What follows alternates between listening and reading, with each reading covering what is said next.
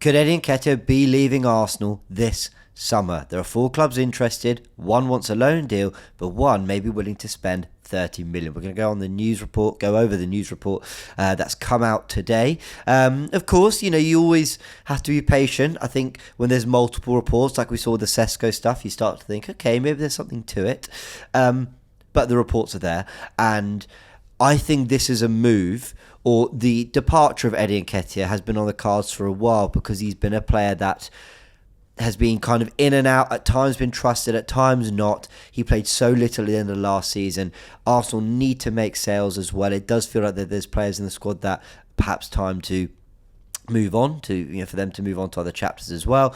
And Eddie Nketiah feels like one of those players. So this news report isn't completely surprising, but let's go through it and let's talk about what we think could really be happening here. Let's go through what has been said by The Sun as a Sunsport exclusive, as shown here by Doc, saying that Sunsport can reveal that Fulham are in pole position and would be willing to pay up to £30 million for Eddie Nketiah, but they are likely to see competition from Palace and Wolves. Everton are also interested in a potential 1-year loan. Let's break that down. Let's start firstly with the loan and just get that out of the way very, very quickly. Not interested. Sorry, I don't mean to be rude about it. Well, what do I care? I'll be rude about it. What's the point? A loan does absolutely nothing for us. Unless he goes to Everton, scores 20 to 30 Premier League goals, and we're all going, oh, maybe we're idiots and we've missed something, and everything Arteta's been talking about, I'm seeing it. That's just not going to happen. So I don't think a loan does anything. It pushes him another year further into his contract. And he only signed one, I think it was about 2 years ago, I think he signed the new deal. Yeah. Sorry, it doesn't. He signed around the time he signed Gabby Jesus. I think summer 2022. So, loan, not interested. Let's move on from that. Now, 2 players, or 2 clubs, should I say, that have been linked are Palace and Wolves, and that doesn't surprise me. But the report does say that they are likely to be competition. Not that there's sort of concrete interest yet, but that Palace and Wolves are expected to come in. So the big thing to talk about is Fulham being in pole position and being willing to spend up to £30 million for Eddie Nketiah. Now, I'll be really honest. Take that in a heartbeat. Take that in a heartbeat. And it's not because I'm being rude of Eddie Nketiah's talents or quality. It's nothing to do with that. It's more to do with the fact that I actually think the market is moving back towards slightly lower transfer salaries or fees.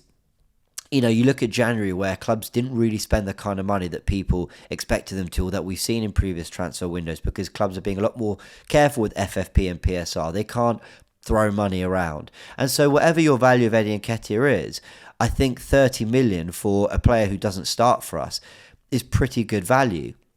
Very good value, in fact. He's an academy player, so it'd be pure profit.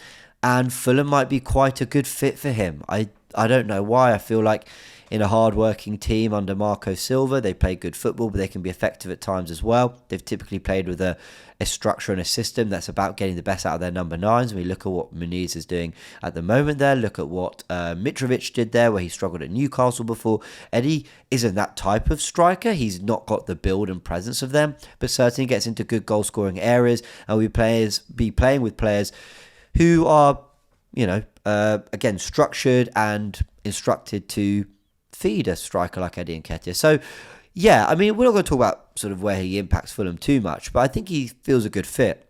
For Arsenal, £30 million, like I said, forgetting just the market, I just think it's really good value for a player who hasn't been playing much football for us at all. When you look at the end of his season, the second half in particular, he started last season, the opening game against Nottingham Forest, he scored, he was then getting minutes up front. I remember he then didn't actually start against Fulham when Trossard came in. We drew that game 2-2, but he came on and made a real difference, and people were sort of thinking, okay, well, Eddie is doing his thing a little bit here. He wasn't scoring loads of goals. He did get a hat-trick against Sheffield United. He started in the North London derby draw. He started in the Man City win where we beat them 1-0. So he played a part last season, but as the season went on, Havertz became a 9. Trossard became far more comfortable, out on the left. It was a false... lost my voice there. It was a false 9 wherever he was deployed.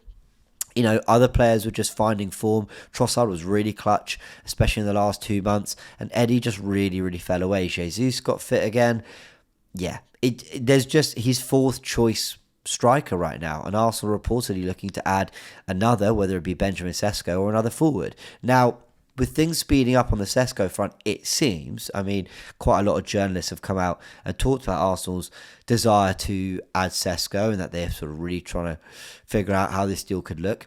It makes you think that if the one in is going to happen quite quickly, then the one out might happen quite quickly. And the rumours and reports are that Sesko would be coming in as a 20-year-old who doesn't start week in, week out, but is going to grow and develop and nurture and be nurtured into becoming Arsenal's first choice number 9 for years to come.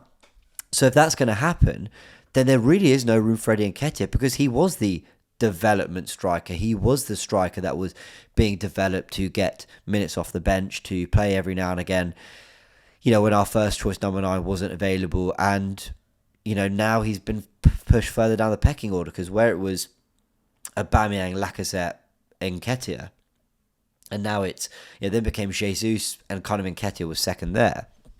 You're now looking at Havertz, Jesus, Nketiah, and then if you add a Sesko, if you add a Trossard, he just falls so far down the order of strikers we've got. So I think a move will happen for Eddie this summer, because I think we'll add a forward of some kind, and whoever we add, it shuffles the pack. So if we add another right winger, well, then you're going to have Jesus playing more minutes up front than out on the right. If you add another left winger, then Trossard will play more as a false nine with Havertz as well. Jesus, like I said, hopefully will stay fit. I just don't see how we come out of this summer with Eddie Nketiah really having a place in the squad. Now, what I will say, just to slow myself down there, is Arteta loves Eddie. And I think towards the end of the season, you've seen that he's less loved Eddie. But he has for a lot of this season, for a lot of the time he's been at Arsenal, Arteta, he's really dependent on Eddie Nketiah, whether it be in cup competitions, whether it be as a real rotation option, when we've needed goals, whatever it might be, he has turned to him. When we needed a goal against Bayern Munich, he brought Eddie Nketiah on, I think. So he does trust him to a point, but like the report says, Arsenal will reluctantly let him go. Listen, I don't think that echoes quite the sentiment of the fans. I'm not trying to be rude when I say that. I think the fans will see £30 million for Eddie Nketiah and go, yes, absolutely do it.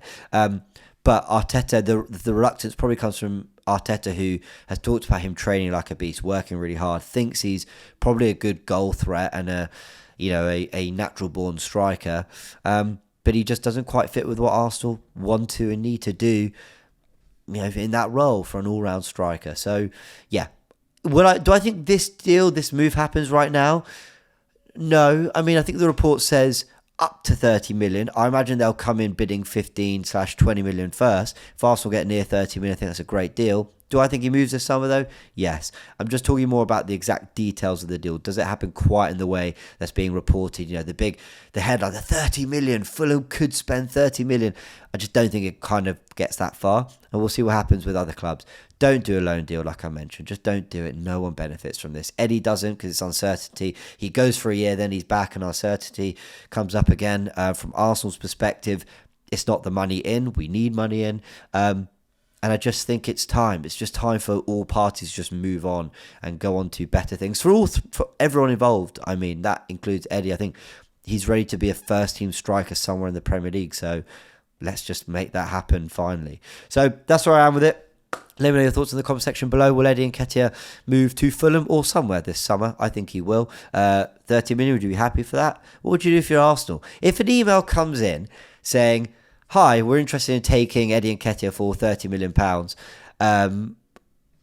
I've never written a transfer bid email, as you can tell. But if that came in, would you just hit yes, or would you go 35? 40, let's meet in the middle. I don't know. What would you do? I'd be tempted to just go, sure, let's do it. Just sort of quietly go, okay.